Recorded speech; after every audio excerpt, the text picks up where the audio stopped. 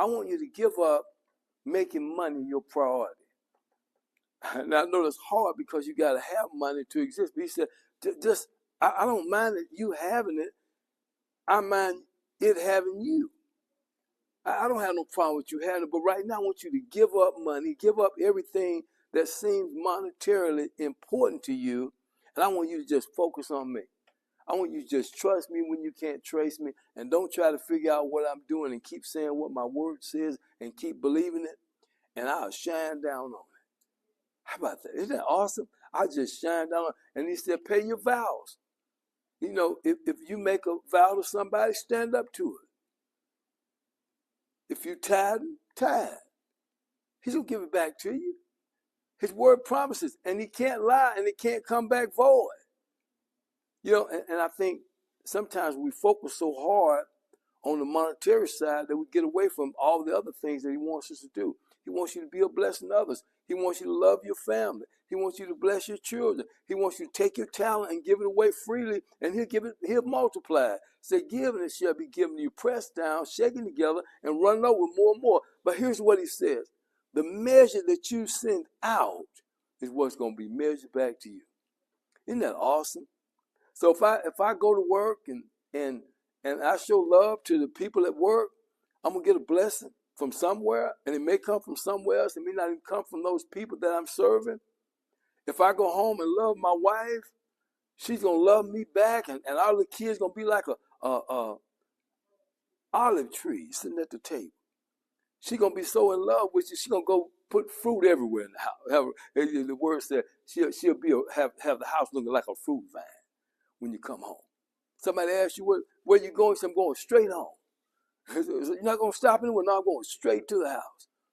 Because you know that everything's already there. God's already done anything. So he wants you to calm down, stop being anxious, stop worrying, stop trying to figure out how he's going to do it, and trust him even though you can't trace it. And he says that if you line the alignment, notice something.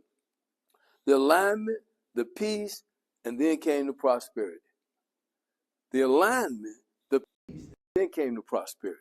But most people want the prosperity, then they're going to get lined up right. I get lined up right when I get the money. You give me some money, I'm going to get lined up right. That's not going to happen.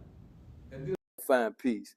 Well, you find that people that chase money down, they're never happy. They're never satisfied. There's always something wrong. He said, if you do this, I'll have prosperity chasing you down. But it's all about the alignment and finding peace in that alignment. You know, it's like what we're doing right now. I got peace because I know that what God's given me to give you, one day can go out all over the world. And people are going to be able to hear it, understand it, and then step into their destiny. But I don't think if we don't take the time to actually teach what this scripture says, I don't think they can do it. I don't think you can get access to it by me just preaching it to you. I'm going to have to teach you how to use these tools. You know, when you go to college, they get you a degree. But you don't really step into your calling until you start going out and exercising what you learn. But the alignment comes when you go to school. And then the peace comes when you have peace and trust God. Then he starts unfolding everything that he already had planned for your life. See, here's what you got to understand. That he knew you when you were in your mother's womb. So he already designed a plan and a purpose for your life. Here's a story that validates it. That, you know, Rebecca was having twins. And they were fighting in the womb. And she said, Lord, what's going on in my womb? She said, well, the older son going to serve the younger son. Now, that's not how it's supposed to work. But he already had ordained it and set it in place. And even after he told her that, the younger son and the mother stole the brother's birthright. I mean, just did all kinds of things that they didn't need to do. But to show you how awesome our God is, he never revoked the plan that he had for Jacob. And at that time, he had to go on the journey.